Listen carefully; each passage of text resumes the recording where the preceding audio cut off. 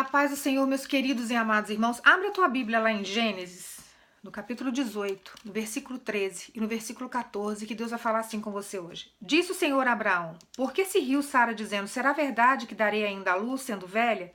Acaso para o Senhor a coisa demasiadamente difícil? Daqui a 1 ano, neste mesmo tempo, voltarei a ti e Sara terá um filho. O que Deus está dizendo para você aqui nesta palavra? Aqui fala sobre a história de Abraão e de Sara. Muitas pessoas conhecem a história de Abraão. Abraão foi o pai da fé. Era um homem que Deus falava uma vez só e ele obedecia. Deus gosta de gente assim. Deus gosta de filhos assim. E Abraão foi um exemplo, né, de fé.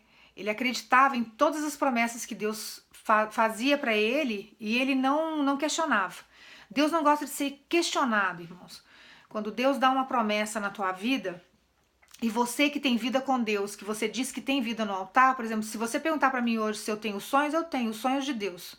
E eu vivo os sonhos de Deus, muitas vezes sem querer aquilo para minha vida. Mas eu entreguei minha vida para o Senhor. Então, hoje eu não vivo a minha vontade mais. Eu jamais me imaginei com essa cor de cabelo. Quem acompanha meu ministério sabe que os meus primeiros vídeos, meu cabelo era mais escuro do que a cor que estava. Mas Deus quis mudar até a cor do meu cabelo. Porque quando Deus quer, Ele faz. Eu sou um projeto de Deus, você é um projeto de Deus. Então nós precisamos ter essa consciência. Nós que temos uma vida de retidão com Deus, como Abraão tinha, nós não seguimos a nossa vontade. Nós fazemos tudo de acordo com a vontade de Deus para que aquilo agrade o coração dele. Então é o que acontece na minha vida, é o que acontece na vida de muitos que têm vida com Deus, que hoje em dia é muito raro. As pessoas que realmente têm vida com o Senhor e têm vida no altar. Né? Deus tem me mostrado isso ao longo da minha trajetória com Deus. Deus tem me mostrado muito isso, infelizmente. Né? Então o que acontece com essa história? O que Deus está querendo dizer para você nessa história? Que a partir do momento que Ele lançar uma promessa para a tua vida, é para você agarrar e você acalmar, porque Ele vai preparar você durante um bom período para que você receba essa promessa. Né?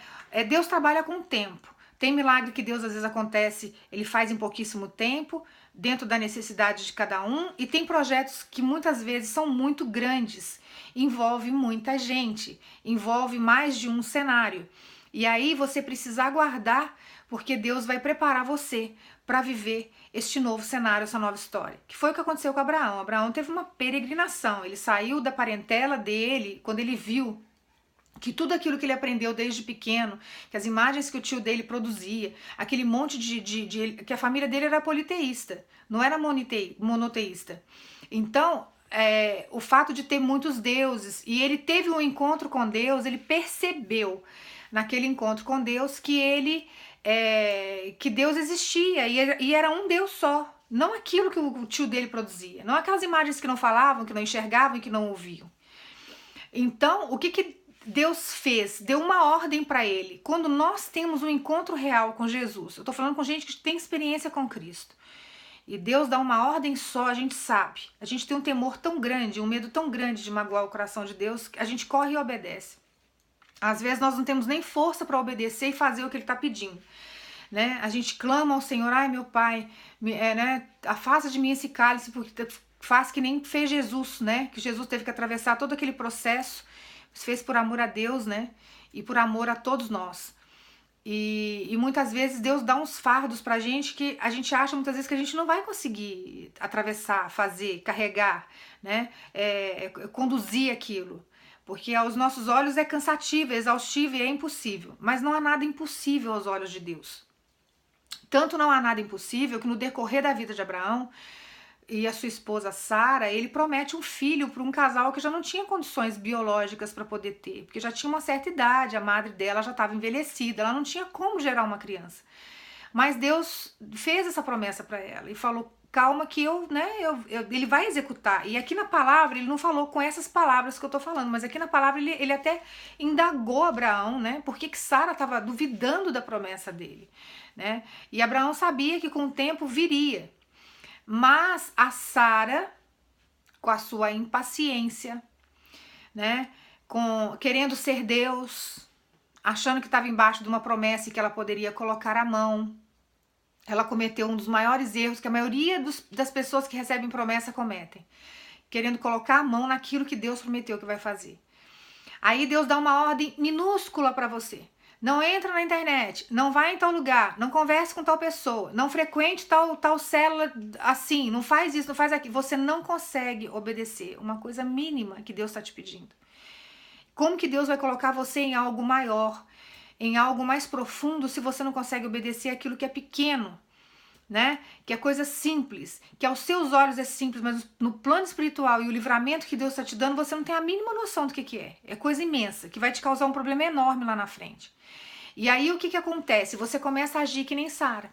Aí Sara foi lá, colocou as mãos dela, pegou a escrava dela, fez o marido dela cometer adultério, né? Porque ele acabou deitando com a escrava, para poder produzir o filho que na cabeça dela ela não teria condições de ter. Mas Deus já tinha falado que ia fazer. Então era só aguardar, era esperar, exercer a fé naquilo que não se vê, né?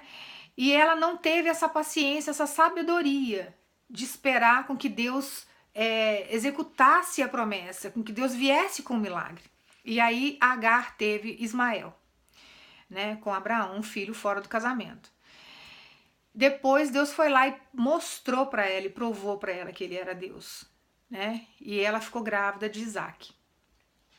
Aí aconteceu rivalidades entre elas, começou a acontecer competições e ciúmes.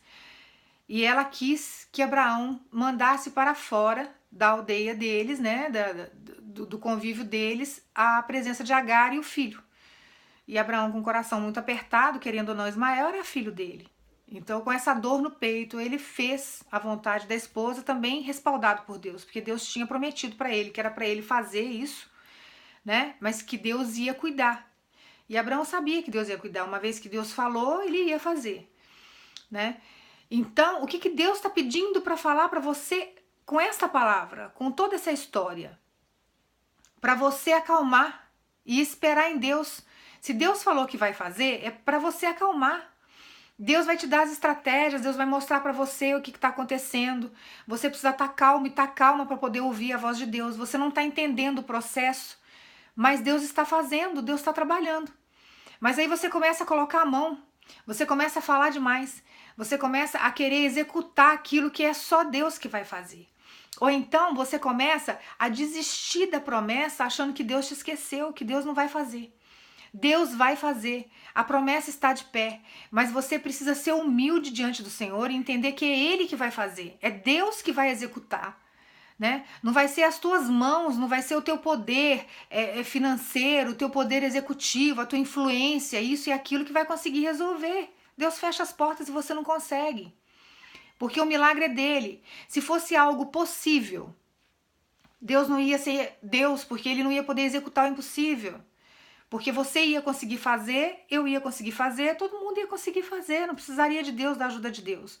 Então aquilo que está ao seu alcance, aquilo que você tem que fazer é orar, buscar, jejuar, ficar na presença de Deus, sabendo que Ele é contigo, sabendo que Ele vai executar a promessa. Não faça a loucura, sabe, que Sara fez, porque tem consequência, irmãos, tem consequência. A desobediência, ela tem consequência. Tá? Então não cometa este erro para você não se arrepender depois. Porque você começa, sabe, a colocar Deus à prova. Deus não vai fazer o que você quer, Ele vai fazer o que Ele quer na hora que Ele quiser, da maneira que Ele quiser. Sabe, Ele não vai executar uma coisa porque eu quero que seja assim. Eu já vi orações assim que eu acho um absurdo. Tem gente que chega pra mim e fala assim, eu converso com Deus assim. Gente, umas conversas nada a ver. Como se estivesse conversando com um coleguinha da escola que já é desrespeitoso. Imagina você se colocar numa posição dessa diante de Deus, conversando com Deus como se fosse um colega de escola. Deus tem que ser reverenciado. Deus, Ele é Senhor. Sabe, Ele é santo, nós temos que ter respeito até nas nossas orações, conversar com Ele, mas com respeito. Você não conversaria, alguns conversariam com o pai com respeito? Porque não são todos, tem muitas pessoas que não respeitam pai e mãe, mas nós precisamos ter respeito com Deus, sabe, e conversar com o Senhor, pedir para Ele paciência, pedir para Ele te sustentar neste momento de espera, porque esperar em Deus é uma sabedoria, irmãos. E é Ele que nos dá, isso vem do Espírito Santo. Não é fácil esperar no Senhor, é muito difícil. Mas é Deus que nos dá essa força, é Deus que nos coloca num posicionamento onde nós vamos conseguir esperar a promessa dEle, sabe? Outro dia eu estava conversando com o Senhor e Deus estava me explicando a evolução espiritual que eu já consegui chegar. Por quê? Porque eu consigo obedecer muitas coisas que há um tempo atrás talvez eu não fosse conseguir. E se eu estivesse no mundo eu não ia obedecer mesmo, sabe? Porque eu ia fazer as coisas de acordo com a minha vontade. E nós que conseguimos travar a nossa vontade, ir contra a nossa vontade, é uma evolução muito grande diante do Senhor. Eu já não estou vivendo a minha vida mais. Quem vive em mim é o Espírito Santo de Deus. Quem vive em mim é o Senhor. Então Deus fala pra mim, você não vai, você não vai. É isso que eu tenho pra você, então você tem que aceitar o que eu tô te falando, porque o melhor que eu tenho pra você é isso. Você não sabe aonde vai, você não sabe o que vai acontecer daqui pra frente, mas eu sei, eu já tô vendo o teu futuro. Então o que Deus quer que você faça é isso, que você aguarde, que você espere, que você confie nele, que você entenda que ele está no controle da tua vida. Não queira fazer loucuras, porque você vai ter consequências e você vai se arrepender. Então espera, não coloque a tua mão, não vai ligar para ninguém, não vai falar nada com ninguém, aguarda no Senhor. E quando Agar foi para o deserto, chegou uma hora que Agar conhecia o Deus de Abraão. Mas ela, num momento de dificuldade, vendo o cenário que ela estava vivendo ali naquele momento, aquele cenário era falso, era um falso cenário que ela estava vivendo. E quando o filho dela começou a ficar ruim, porque no deserto não tinha água e cansados, naquele sol escaldante, ela se afastou do filho, porque ali ela não acreditava mais na sobrevivência deles. Né? Ela não acreditava mais que eles fossem conseguir. Ali acabou a fé dela, ali acabou tudo, né? Foi quando Deus mandou um anjo para socorrer. Então não faça como Agar. Você está olhando um cenário hoje que é falso. Esse cenário que você está vendo é um cenário limitado, que não é o cenário que Deus tem para você. Deus está trabalhando em silêncio, trabalhando em oculto e montando coisas que você nem imagina. São coisas grandiosas para você, mas você precisa estar preparado e preparada para receber. Mas você não pode olhar para este cenário falso. Você tem que esperar Deus montar o cenário verdadeiro, a qual você será honrada, a qual Deus será glorificado na tua vida. Porque tudo que Deus faz, Ele faz por amor, não porque nós merecemos, né? A glória de Deus, a graça de Deus é um favor imerecido. E a glória de Deus, ela é manifestada para que as pessoas vejam a existência de Deus na nossa vida. Né? As pessoas que não creem em Deus começam a passar a crer, porque vê a glória dele na nossa vida, na nossa história. Então ele tem prazer de arquitetar todas essas histórias, de fazer tudo isso existir, né? Nós não vivemos a esmo, nós não vivemos de qualquer jeito. Uma pessoa que não tem vida com Deus, a gente sabe que ela está sendo dominada e conduzida por um plano espiritual maligno, né? Tem gente que fala que não acredita em nada, né? Mas está sempre invocando uma entidade ou está idolatrando alguma pessoa que foi, sabe, espiritualista, né? Então são os falsos ateus, né? Que acaba falando que não acredita em nada, mas sempre acredita em alguma coisa. Então não seja incrédulo. Você acredita num Deus vivo, um Deus que está cuidando de você, um Deus que está provendo. E a promessa de Deus, ela é viva, ela está de pé na tua vida. Mas você precisa acreditar. Você não vai agir como Sara agiu, não vai colocar as mãos e você não vai ser incrédula como foi Agar. Você vai confiar no Senhor, sabendo que Ele vai prover, que Ele vai fazer. Descansa o teu coração em Deus, tá? E deixa Deus trabalhar. Não coloque as tuas mãos. E não agarre com unhas e dentes os pensamentos negativos que está vindo para você, porque é Satanás que está colocando isso em você. E se você ficar vivendo essa negatividade, você não vai conseguir ver a honra e a glória de Deus na tua vida, tá? Então, deixa Deus trabalhar. Aprenda a descansar no Senhor, tá? Que Deus abençoe você, que te dê uma semana abençoada no nome de Jesus.